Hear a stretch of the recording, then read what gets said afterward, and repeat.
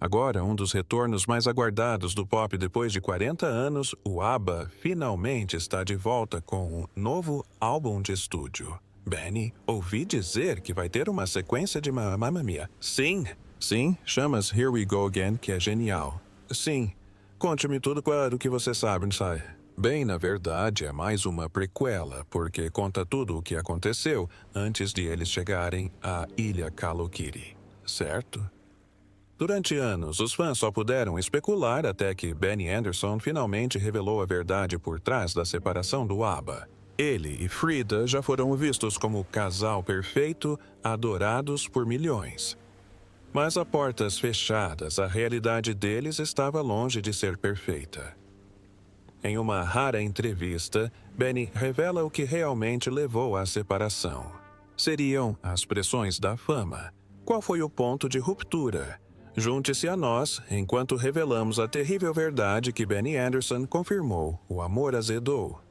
Nos anos 70, quando o ABBA dominava o cenário da música pop, Benny Andersson e Annie Frida Lyngstad pareciam o casal perfeito. A história de amor deles se desenrolou junto com a ascensão à fama, assim como a de seus colegas de banda Björn e Agneta. Mas, por trás das roupas brilhantes e dos sucessos musicais, as coisas não eram tão perfeitas quanto pareciam. Problemas se acumulavam silenciosamente e eventualmente os separariam. Benny e Frida se conheceram em 1969, muito antes do ABBA sequer existir. Na época, Frida estava se destacando na cena da música folk sueca, e Benny, já famoso com sua banda The Hepstars, a versão sueca dos Beatles a viu em um festival de música. Havia algo nela, o cabelo ruivo vibrante e a voz poderosa que imediatamente chamou sua atenção. A conexão foi instantânea. E finalmente, os fãs do ABBA, há muito tempo, tinham um sonho. E esta noite, ele se tornou realidade. A banda se reuniu após 35 anos. Eles não eram apenas dois músicos. Eram dois sonhadores em busca do mesmo grande objetivo. Em 1975, Frida disse a uma revista sueca que conhecer Benny simplesmente pareceu certo. Ele compreendia o amor dela pela música como ninguém jamais havia compreendido. Para Benny, não se tratava apenas do talento dela. Havia algo diferente em Frida. Sua independência, sua energia bruta. Ela não se parecia com ninguém com quem ele já tivesse trabalhado. À medida que o ABBA tomava forma, o mesmo acontecia com o relacionamento de Benny e Frida. Enquanto Björn e Agneta eram o centro das atenções como o casal Benny e Frida, trabalhavam nos bastidores aprimorando a música. Benny tinha um dom para criar melodias e Frida tinha uma maneira especial de transmitir pura emoção em cada nota que cantava.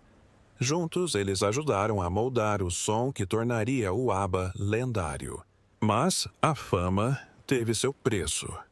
Conforme o ABBA explodiu em meados da década de 1970, a pressão começou a cobrar seu preço. Benny, um perfeccionista, passava horas intermináveis no estúdio, obcecado por cada detalhe. Sua abordagem meticulosa à composição nem sempre combinava com Frida, que era mais espontânea e guiada pela emoção. As mesmas diferenças que antes os tornavam uma grande dupla começaram lentamente a afastá-los. Seus problemas não se resumiam apenas à música. A própria fama se tornou um problema. Benny gostava de manter um perfil discreto quando não estava no palco, enquanto Frida apreciava o lado social de ser uma celebridade. Os amigos começaram a notar a tensão entre eles, especialmente durante as turnês mundiais do ABBA. Até mesmo a faísca criativa que os unia àquilo que um dia os fortaleceu começou a se apagar. Em 1979, as rachaduras no relacionamento eram grandes demais para serem ignoradas. Benny mergulhou no trabalho, passando longas noites no estúdio. Entretanto, começaram a circular rumores sobre seu crescente envolvimento com Mona Neerklet, uma funcionária da televisão que ele conheceu durante um especial do ABBA na TV. Tudo desmoronou no início de 1981. Um dia, Benny chegou em casa e confessou a Frida que tinha sentimentos por Mona. A notícia a abalou profundamente. Embora tentassem manter a postura profissional em relação ao ABBA, a dor da separação era irresistível. Após 9 anos juntos, o relacionamento havia chegado ao fim. Em uma entrevista franca ao Expressen, as mãos de Benny tremiam, enquanto ele se esforçava para explicar o que havia dado errado. Ele insistiu que ainda eram amigos, mas aqueles próximos a eles perceberam a dor por trás das palavras. Para Frida, não se tratava apenas de perder um parceiro. Foi como uma traição a tudo do que haviam construído juntos, tanto no amor quanto na música. O término deixou uma marca no ABBA que não pôde ser ignorada. Eles continuaram fazendo música, mas algo havia mudado. A chama já não era a mesma. Os dois casais que antes definiam a banda estavam agora separados e as suas músicas começaram a refletir essa dor. Faixas como The Winner Takes It All e When All Is Said and Done soavam de forma diferente para aqueles que sabiam o que se passava nos bastidores. Enquanto o mundo assistia ao casal de ouro do ABBA se desfazer, poucos sabiam da dor que eles estavam enfrentando. Então, quando o repórter Lars Johansson entrou na redação do Expressen naquela manhã de maio de 1981, ele não fazia ideia de que estava prestes a descobrir uma história que mudaria para sempre a forma como os fãs viam a banda. Na entrevista para o Expressen em 20 de maio de 1981, em um pequeno escritório do jornal sueco, Expressen, Benny Andersson estava sentado em uma mesa mexendo nervosamente com um maço de cigarros. Sua habitual autoconfiança havia desaparecido. Suas mãos tremiam. Seus olhos pareciam cansados e o peso das últimas semanas transparecia em cada movimento. Por semanas, ele havia evitado as inevitáveis perguntas, mas agora não havia como escapar delas. O homem que outrora dominara os palcos com facilidade agora se sentava inquieto, preparando-se para a conversa que tanto temia. Confessou que não fazia ideia de como as outras pessoas lidavam com momentos como aquele. Sua voz era pouco mais que um sussurro, cada palavra carregada de incerteza. A fumaça o envolvia, criando uma barreira frágil entre ele e a verdade incômoda que finalmente revelava em voz alta. O homem que havia criado, sem esforço, alguns dos maiores sucessos inesquecíveis do ABBA, agora se via sem palavras diante de sua dor. A redação fervilhava de expectativa. Esta não foi apenas mais uma entrevista com uma celebridade. Foi o primeiro vislumbre real do desmoronamento do casal mais famoso do ABBA. Durante semanas os fãs especularam, os tabloides sussurraram, mas agora Benny finalmente quebrava o silêncio. Enquanto falava, suas palavras carregavam o peso de uma história de amor que se desfez mais rápido do que qualquer um esperava. Do outro lado da mesa, o repórter ouvia, atentamente absorto demais no momento para notar que o café ao seu lado estava esfriando. Quando o assunto Mona surgiu, Benny tentou disfarçar, mas suas palavras não combinavam com o clima. Ele a chamou de sua nova mulher, tentando dar uma risada que soou tudo menos natural. Um silêncio constrangedor pairou na sala enquanto o peso da confissão se fazia sentir. Por mais que tentasse disfarçar, todos podiam ver a tensão por trás do seu sorriso forçado. O clima mudou quando Benny começou a falar sobre o futuro do ABBA. Por um instante, ele deixou de lado a imagem impecável da banda e falou com sinceridade. Admitiu que eles não eram perfeitos e que a fama tinha seus problemas. Com um toque de cansaço, brincou dizendo que não se via dançando no palco com uma barriga de cerveja aos 45 anos. Naquela mesma semana, Frida sentou-se para a entrevista demonstrando a força serena que sempre a caracterizou. Ela falou com elegância. Sim, estou muito animada. Sabe, seria maravilhoso reencontrar os fãs porque isso não acontece com frequência. Recusando-se a se deixar levar pela amargura ou pelo arrependimento, ela admitiu que, embora o término tenha sido doloroso, encontrou conforto em uma nova pessoa. Um empresário sueco cujo nome preferiu manter em segredo. Havia uma mistura de resiliência e vulnerabilidade em suas palavras. Ela não via mais o casamento como algo de que precisava, mas o amor. Isso ainda importava. O amor, em qualquer forma que se apresentasse, ainda valia a pena ser preservado. O artigo do Expressen foi um ponto de virada para o ABBA. Ele desfez a imagem perfeita, revelando que até mesmo ícones da música enfrentavam decepções amorosas e dificuldades. A banda continuou fazendo música por mais 1 ano e meio, mas algo havia mudado. A faísca que antes os definia agora estava tingida por uma tristeza que nem mesmo suas canções mais animadas conseguiam mascarar. Por trás do sucesso estrondoso do ABBA, havia uma história que a maioria das pessoas nunca ouviu, uma história que definia uma de suas estrelas mais brilhantes. Como uma jovem antes tratada como uma estrangeira em seu próprio país, ascendeu ao estrelato e se tornou uma das vozes mais amadas da música pop. E a jornada de uma criança da guerra rumo à realeza do pop. Nos últimos meses de 1945, enquanto o mundo celebrava o fim da Segunda Guerra Mundial, uma menina nasceu em uma pacata cidade norueguesa. Seu nome era Annie Frid Lyngstad, mas anos depois o mundo a conheceria simplesmente como Frida. Em vez de ser recebida com carinho e celebração, seu nascimento trouxe consigo uma sombra. Ela não era apenas mais uma criança.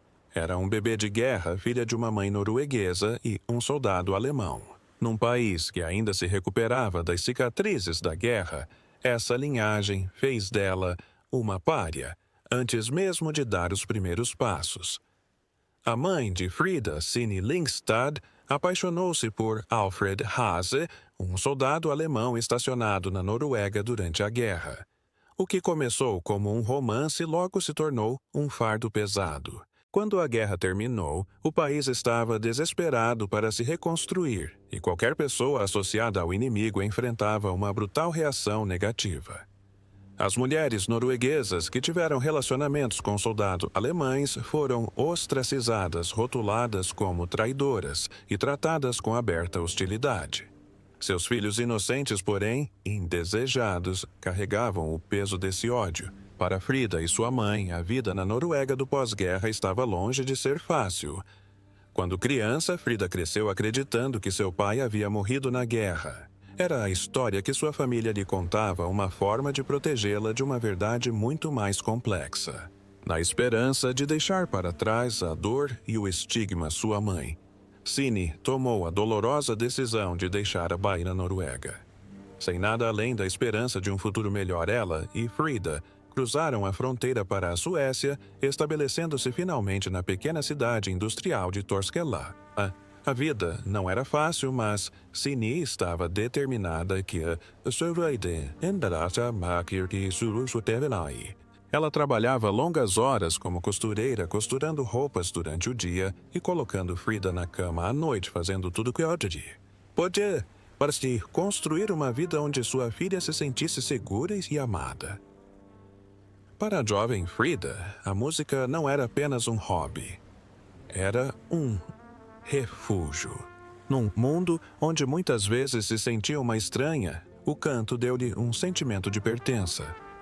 Aos 11 anos, já se apresentava em pequenos palcos em eventos locais, a sua voz transmitindo uma profundidade e emoção muito além da sua idade. Os habitantes da cidade repararam nisso, mas ninguém estava mais orgulhoso do que a sua avó. Enquanto Signe trabalhava longas horas para sustentá-las, foi a avó de Frida quem cultivou seu amor pela música. Ela juntou o pouco que tinha para comprar para Frida seu primeiro toca-discos junto com alguns preciosos discos de vinil. A cada giro do toca-discos, Frida se perdia nas melodias, sonhando com uma vida muito maior do que a pacata cidade de Torskella. Em uma entrevista para uma rádio sueca em 1975, Frida compartilhou que a música era sua válvula de escape. Ela explicou que quando cantava, tudo mais desaparecia. Ninguém questionava seu passado ou sua origem. Só o que importava era a música. Para uma garota que cresceu se sentindo uma estranha, aqueles momentos no palco lhe proporcionavam uma rara sensação de aceitação. Os holofotes não a julgavam, simplesmente brilhavam, permitindo que sua voz contasse uma história muito maior do que aquela escrita pelas suas circunstâncias. Aos 13 anos, Frida não apenas sonhava com música, ela a estava transformando em realidade. Ela formou sua banda, a Annie Fried Four, e passou o início da adolescência se apresentando onde quer que fosse possível. Aos 16, já estava em turnê pela Suécia com uma big band cantando jazz em salões de baile lotados. Sua voz profunda e comovente se destacava, e não demorou muito para que os profissionais da indústria começassem a notá-la. Em 1967, a EMI Records deu a ela a oportunidade de brilhar por conta própria lançando seu primeiro single. Foi o início de algo muito maior do que ela jamais imaginou. No início da década de 1980, quando os CTIs começava a ser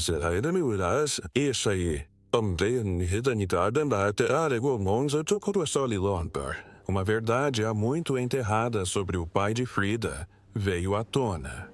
Uma revista alemã localizou Alfred Haas, o homem que lhe haviam dito estar morto apenas para descobrir que ele estava vivo e morando na Alemanha. Frida se viu diante da possibilidade de conhecê-lo. Em 1977, um reencontro foi organizado, mas não foi o momento emocionante que se poderia esperar. Em vez disso, foi marcado por silêncios constrangedores, olhares estranhos e muitas perguntas sem resposta. Foi um encontro que deixou Frida às voltas com emoções que ela não sabia como processar. Frida recordou mais tarde como o primeiro encontro deles pareceu o de dois estranhos tentando se reconectar após 3 décadas de separação. Apesar das tentativas de diminuir a distância, o abismo emocional entre eles era intransponível. O pai, sobre quem ela passara anos a questionar se estava agora diante dela. A história real da cantora do ABBA, Anne Fried Lyngstad, também é uma história de busca por seu pai apenas para descobrir que seu nascimento fazia parte de um grande plano nazista. Mas a conexão que ela esperava simplesmente não existia. A jovem, outrora rejeitada por seu próprio país por causa de suas origens, tornou-se um ícone global, sua voz alcançando milhões de fãs em todo o mundo. De criança da guerra e sensação pop. Frida superou grande parte do seu passado. Mas a fama tinha o poder de pregar peças. Quando trocou o status de estrela pop por uma tiara de verdade, a pergunta que pairava no ar era: será que finalmente encontraria a felicidade que buscava tantos anos, o peso da coroa? Após o fim do ABBA e do casamento de Frida com Benny, parecia que Frida Lyngstad estava prestes a viver seu conto de fadas na vida real. Em 1992, ela se casou com o príncipe Heinrich Russo Royce von Plauen. E assim, de repente, tornou-se uma princesa. A imprensa sueca ficou alvoroçada. Seu amado astro do ABBA, que havia conquistado o coração do mundo como um ícone pop. Agora era da realeza vivendo em um grandioso castelo suíço com vista para a serena beleza do Lago de Genebra. Era como um sonho, e o mundo não parava de falar sobre isso. Mas a vida no palácio não era exatamente o conto de fadas que todos esperavam. A mulher de espírito livre que outrora brilhava nos palcos com seus macacões reluzentes agora se via presa em uma teia de rígidos protocolos reais. Cada aparição pública, cada palavra que proferia tinha que estar em conformidade com tradições e etiquetas seculares que pareciam mundos à parte de sua vida anterior. A liberdade que outrora desfrutara como estrela pop foi substituída por uma pressão constante para se conformar a regras que não lhe eram naturais, levando-a a questionar se essa vida na realeza era realmente o que ela havia sonhado. Frida explicou em uma entrevista de 1993 a um jornal suíço que a estrutura da vida aristocrática era completamente diferente de tudo o que ela conhecera. Sua nova realidade era repleta de títulos complexos, jantares formais e intermináveis obrigações sociais que pareciam um mundo à parte dos holofotes aos quais estava acostumada. O círculo social do príncipe Heinrich era completamente diferente do mundo de onde Frida viera. Os estúdios de gravação e as salas de concertos onde ela se sentia à vontade haviam desaparecido. Em vez disso, seus dias agora eram preenchidos com galas beneficentes, funções diplomáticas e eventos formais. Embora Heinrich fosse muito respeitado nos círculos da realeza, ele tinha certas expectativas para sua esposa, e estas não deixavam muito espaço para a liberdade criativa que ela outrora conhecera com o ABBA. A energia vibrante que ela desfrutava no palco, onde podia se expressar através da música e da performance, agora parecia um mundo à parte. Frida, antes livre para seguir sua paixão, viu-se obrigada a se adaptar a um papel mais restrito na família real, um papel que não lhe permitia ser a mesma artista que fora. Mas nada poderia ter preparado Frida para a dor que a atingiu em 1998. Seu mundo desabou quando sua filha Inelise Lota perdeu tragicamente a vida em um acidente de carro em Nova York. Anne, que tinha apenas 30 anos, não era apenas sua filha. Ela era a confidente mais próxima de Frida, a pessoa que sempre esteve ao seu lado e que realmente compreendia os altos e baixos de sua vida extraordinária. Anne sabia o que era testemunhar a transformação de sua mãe de uma criança da guerra a uma sensação pop e, por fim, a uma princesa. O vínculo entre elas era profundo e inabalável, tornando a perda ainda mais devastadora. Frida ficou com uma profunda sensação de vazio que nenhuma fama ou título real jamais conseguiria preencher. A perda de Anne a atingiu mais do que qualquer um poderia imaginar. Ela se afastou dos holofotes, passando a maior parte do tempo na tranquilidade e solidão de sua casa na Suíça. O mundo glamouroso que outrora a cercava desde eventos da realeza até sua antiga vida de estrela pop parecia distante e insignificante. Até mesmo seus deveres reais, que antes exigiam sua atenção, pareciam triviais em comparação com a imensa dor que carregava. Durante esse período incrivelmente difícil, Frida encontrou uma fonte inesperada de conforto em alguém a quem jamais imaginou recorrer: Benny Andersson. Apesar dos anos de tensão e do passado complicado entre eles, Benny a procurou. Ele entendia a pressão singular de viver sob os holofotes, uma pressão que ambos conheciam muito bem. A história compartilhada com o ABBA proporcionou a Frida uma conexão que ela não conseguia encontrar em sua vida na realeza. Não era o mesmo que a adoração pública ou o esplendor de sua vida como princesa. Mas, naqueles momentos de tranquilidade, era exatamente o que ela precisava. No início dos anos 2000, Frida já havia praticamente desaparecido dos olhos do público. Ela se tornara uma presença rara no mundo que outrora a adorara. A mulher que enfrentara a rejeição em tempos de guerra conquistara o mundo da música e se casara com um membro da realeza, encontrara consolo na privacidade. Fazia aparições ocasionais em eventos relacionados ao ABBA, mas na maior parte do tempo permanecia em seu tranquilo refúgio suíço, longe das câmeras e das expectativas do mundo. Embora Frida Kahlo tenha se afastado dos holofotes, o legado do ABBA continua a brilhar intensamente. E se você pudesse vivenciar a magia do ABBA de uma maneira que jamais imaginou, uma nova era da música e da tecnologia. A trajetória do ABBA ao longo dos anos tem sido simplesmente incrível. Desde sua ascensão ao estrelato nos anos 70, até se tornarem uma influência duradoura na música e na cultura pop, o grupo deixou um legado poderoso. Mesmo tendo se separado em 1982, foi em 1974 que uma banda sueca se apresentou no Festival Eurovisão da Canção, sob os holofotes do público, que a separação definitiva ocorreu em 1982.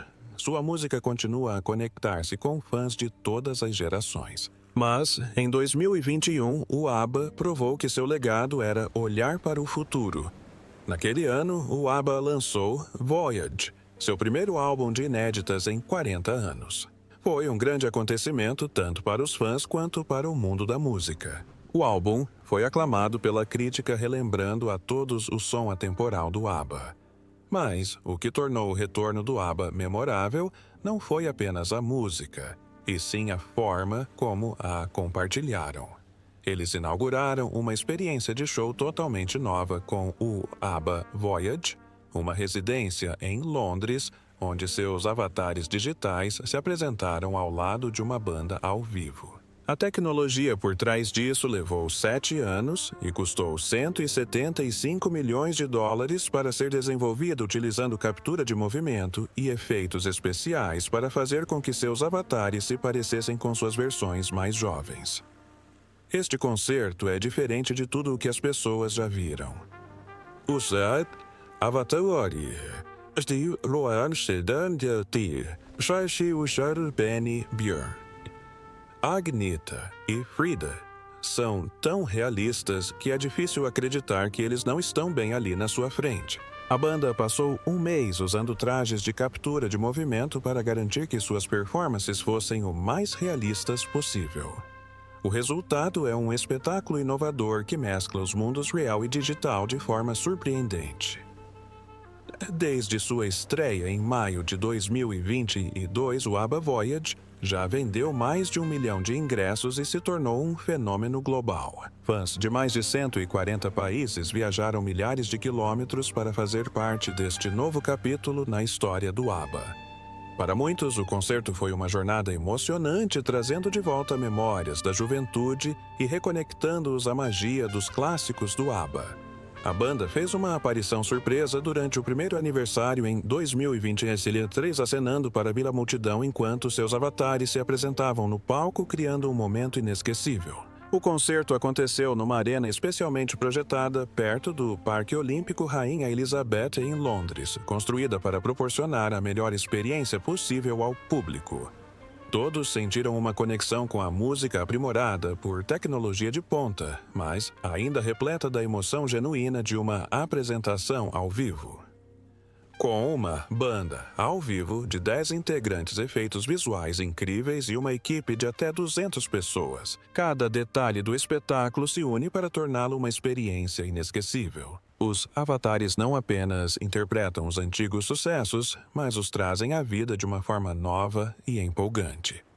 Cada apresentação é única, pois é moldada pela energia do público e pela atmosfera do local. Pessoas de todas as idades, desde fãs de longa data do ABBA até as gerações mais jovens que descobrem a música da banda pela primeira vez, se reúnem para celebrar o legado do grupo de uma maneira totalmente nova. Apesar do enorme sucesso de ABBA Voyage, a banda deixou claro que apresentações ao vivo tradicionais não fazem parte de seus planos. Eles chegaram a recusar uma oferta de $1 bilhão americanos para uma turnê mundial. Embora seus avatares não se apresentem fora da arena do ABBA Voyage, a experiência que proporcionam continua a expandir os limites da música ao vivo de uma forma verdadeiramente inovadora. Como você acha que a fama moldou a dinâmica do relacionamento de Benny e Frida? O que você acha que poderia ter sido feito de forma diferente para salvar a história de amor deles e a magia original do ABBA? Compartilhe suas ideias nos comentários. Lembre-se de curtir, compartilhar e se inscrever para mais conteúdo. Além disso, clique no próximo vídeo que aparecer na sua tela. Você vai gostar. Soccer.